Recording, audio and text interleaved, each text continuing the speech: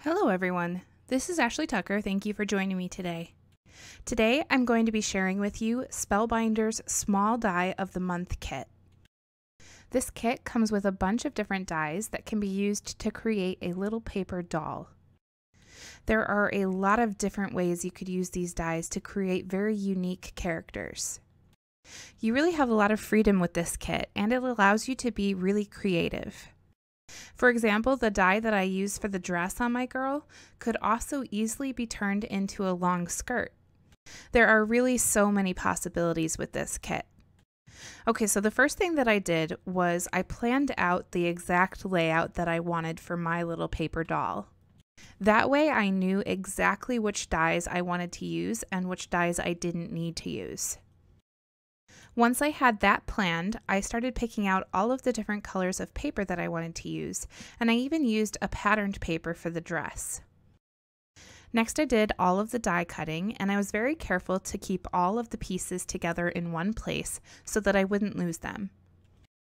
There are some really tiny pieces, so you do have to be careful.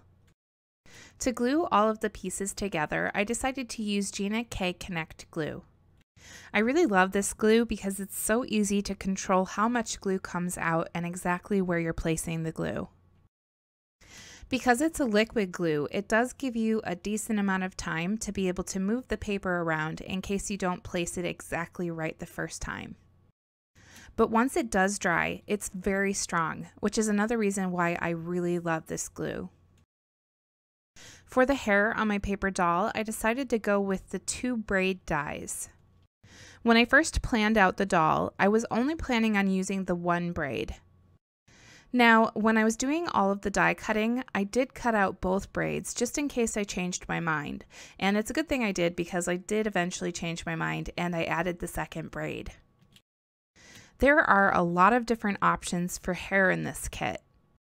So the kit comes with the base hair, 2 braids, and 2 ponytails.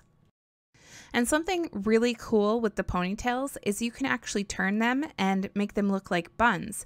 And I totally didn't realize that until I saw Yana Smagula do it on her video.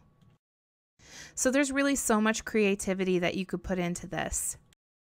I also think that this is a great kit if you have kids because I think a lot of little kids would love to put these dolls together.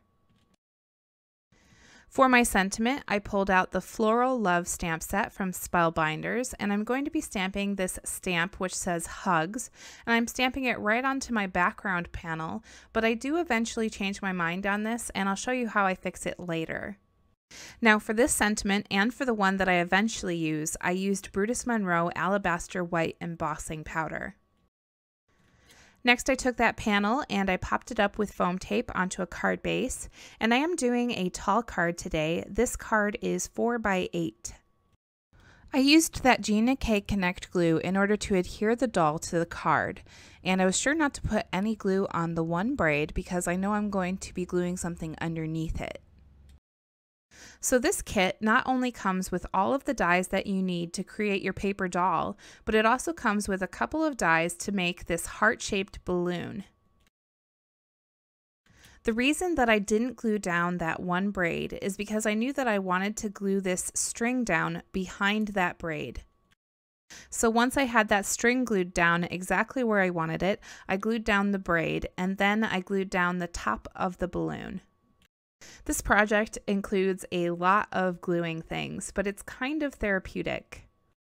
Once I had my little scene created, I knew that I wanted to frame it in somehow. So I used a Square Ruller and my white gel pen, and I added a white frame around the edge of the blue panel. After doing this, I thought that the sentiment didn't look quite right, so I decided to stamp the same sentiment onto a piece of dark gray cardstock, and I cut that into a strip and popped it up right on top of that original sentiment. And I think that that looks so much better.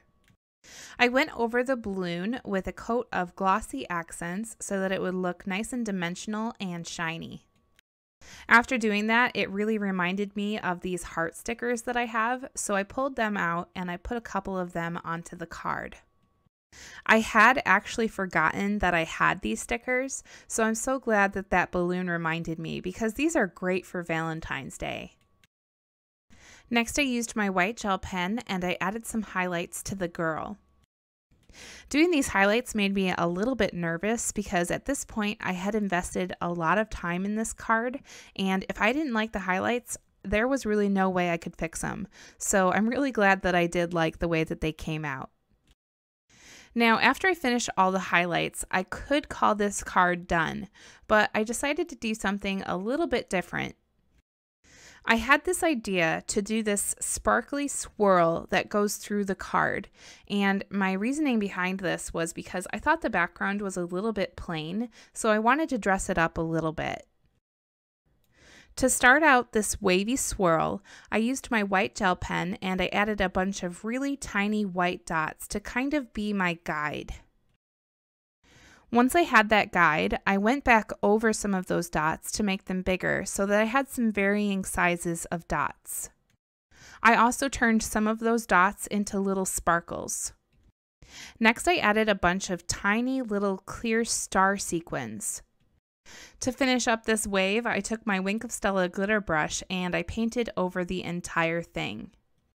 I really like the way that this turned out. I think that it's really fun. It makes me think of Tinkerbell and fairy dust and something magical. After I painted over the entire area that I had laid out for myself, I added a few brush strokes around the outside to create a sense of movement. I used my white gel pen and I added some shoelaces on the girl's shoes, and then after a few more touch-ups, this card was all done. Here's a closer look at that finished card, and you can see all of the sparkle in that swirl in the background. I think it looks really magical. Thank you for watching today. I hope you really enjoyed this card that I created using the Small Die of the Month kit from Spellbinders. All of the products that I used for this card can be found in the description down below. If you enjoyed watching today and you're not yet a subscriber, I would encourage you to hit that subscribe button so that you can see all of my future videos. I'm going to be back with a new video on Friday. Again, thank you for watching. I appreciate all of you, and I hope you have a good day today.